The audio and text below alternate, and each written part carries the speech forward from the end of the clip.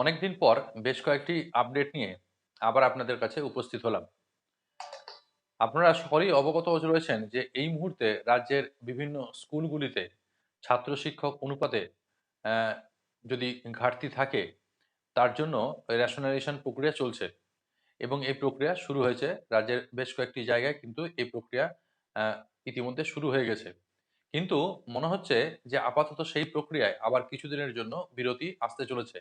তার কারণ আজকেই ভারত সরকারের মিনিস্ট্রি অফ হোম অ্যাফেয়ার্সের ডাইরেক্টর অফ সেন্সাস অপারেশন এই দপ্তরটি থেকে রাজ্যের সেন্সাস এর কাজের যিনি স্পেশাল সেক্রেটারি এবং নোডাল অফিসার সেই নিতিন সিংহানিয়ার কাছে কিন্তু একটি চিঠি এসে পৌঁছেছে, যার বিষয়বস্তু হলো request for রেস্ট্রিক্টিং transfer of census functionaries engaged in census operation.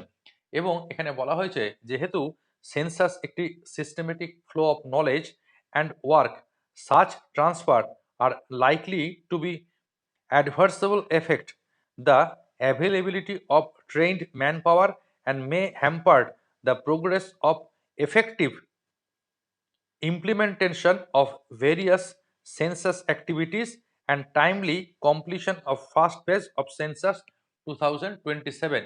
ফলত সেখানে বলা হয়েছে যে এই মুহূর্তে সেন্সাসের কাজের সাথে যারা যুক্ত রয়েছে সেই সমস্ত অফিসিয়ালদের এই মুহূর্তে কোনো ট্রান্সফার না করতে, এবং সেন্সাসের কাজে যেহেতু শিক্ষকরাই অধিকাংশ মাত্রায় জড়িত রয়েছেন এবং আগামী দিনে জড়িত হতে চলেছেন, কাজেই আশা করা যায় যে এই নির্দেশিকার বদলে আপাতত রাজ্যের বিভিন্ন জায়গায় শিক্ষকদের যে রেশনালাইজেশন প্রক্রিয়া চলছে তা কিছুদিনের জন্য কিন্তু স্থগিত হতে চলেছে। এর পাশাপাশি আজকে বিকাশ ভবনে রাজ্যের মাননীয় মুখ্যমন্ত্রী, শিক্ষামন্ত্রীদ্বয়, এর সাথে কেন্দ্রীয় যে শিক্ষা প্রতিমন্ত্রী সহ একাধিক যারা শিক্ষা আধিকারিক রয়েছে কেন্দ্রীয় স্তরের, তাদের কিন্তু একটি সুদীর্ঘ বৈঠক অনুষ্ঠিত হয়েছে এ রাজ্যের শিক্ষা ব্যবস্থার ক্ষেত্রে আমূল পরিবর্তন ইত্যাদি নিয়ে। তো সেই বৈঠক থেকে কিন্তু বিভিন্ন গুরুত্বপূর্ণ সিদ্ধান্ত নেওয়া হয়েছে। কি সেই সিদ্ধান্ত, সেইগুলো চলুন একটু ভালো করে বুঝে নিই। আহ, প্রথমত যেটা আজকের যে বৈঠক, সেই বৈঠক থেকে যে সিদ্ধান্তগুলো নেওয়া হয়েছে সেই সিদ্ধান্তগুলো আপনাদের একটু বলে দিই। সেটা হলো এই যে দীর্ঘদিন ধরে রাজ্যের যে বিদ্যালয়গুলি, সেই বিদ্যালয়গুলি কিন্তু যে কেন্দ্রীয় গ্রান্ট, সেই গ্রান্ট থেকে বঞ্চিত ছিল। কেন্দ্রীয় সরকার বিভিন্ন সময়তে রাজ্যের শিক্ষাক্ষেত্রে অর্থ সাহায্য দিতে চেয়েছে, কিন্তু রাজ্য সরকার তা নেয়নি। ফলে বিদ্যালয়গুলি সেই কেন্দ্রীয় গ্রান্ট থেকে তারা কিন্তু বঞ্চিত হচ্ছিল।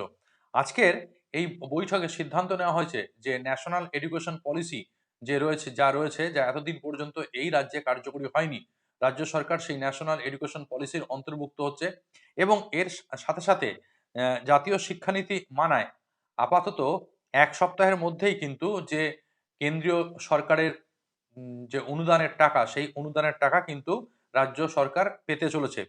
এবং এর ফলে এই টাকা দিয়ে রাজ্যের প্রায় ৮১,০০০ স্কুলের কিন্তু পরিকাঠামো বদলানোর সিদ্ধান্ত নেওয়া হয়েছে।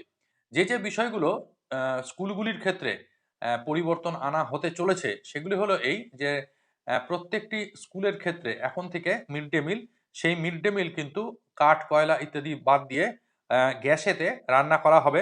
এর পাশাপাশি স্কুলগুলোতে পর্যায়ক্রমে সোলার যে প্যানেল, সেই সোলার প্যানেল বসানো হবে। প্রত্যেকটি স্কুলের ক্ষেত্রে পরিচ্ছন্ন শৌচাগার এবং পানীয় জলের ব্যবস্থা করা হবে। রাজ্যে গরমের হাত থেকে যাতে ছাত্রছাত্রীরা রেহাই পায় সেই জন্য রাঢ়বঙ্গ থেকেই প্রজেক্টের কাজ শুরু হচ্ছে এবং রাঢ়বঙ্গের বিভিন্ন জেলাগুলিতে আপাতত যেখানে যেখানে ফ্যান নেই সেই সমস্ত স্কুলগুলিতে ফ্যানের বন্দোবস্ত করা হবে যাতে ছাত্রছাত্রীরা গরমের হাত থেকে কিছুটা রেহাই পায়। এছাড়াও যে সমস্ত রাজ্যের বিভিন্ন বালিকা বিদ্যালয়, কোয়েড স্কুল যেগুলো রয়েছে সেখানে মেয়েরা রয়েছে, তাদের জন্য স্যানিটারি ন্যাপকিন ভেন্ডিং মেশিন বসানোরও কিন্তু সিদ্ধান্ত নেওয়া হয়েছে। সাথে সাথে আরেকটি গুরুত্বপূর্ণ সিদ্ধান্ত কিন্তু নেওয়া হয়েছে, সেটি হলো এই যে আগামী আগস্ট মাস থেকে মিড ডে মিলের যে জন্য বরাদ্দ যে অর্থ পিএম পোষণের, সেই মিড ডে মিলের জন্য বরাদ্দকৃত অর্থ কিন্তু 10 টাকা করে ধার্য করা হয়েছে। আগামী 1 সেপ্টেম্বর থেকে কলকাতার বিভিন্ন জায়গায় মিড ডে মিল পরিচালনার দায়িত্ব কিন্তু পালন করবে ইসকন, এবং এক্ষেত্রে তারা কিছু পরিমাণ নিজেরা কিন্তু ভর্তুকি দেবে। সেই সাথে পুজোর আগেই ডিএ দেওয়া হবে রাজ্য সরকারি কর্মচারীদের, এমনও কিন্তু সিদ্ধান্ত আজকের যে বৈঠকে সেই বৈঠকে কিন্তু নেওয়া হয়েছে।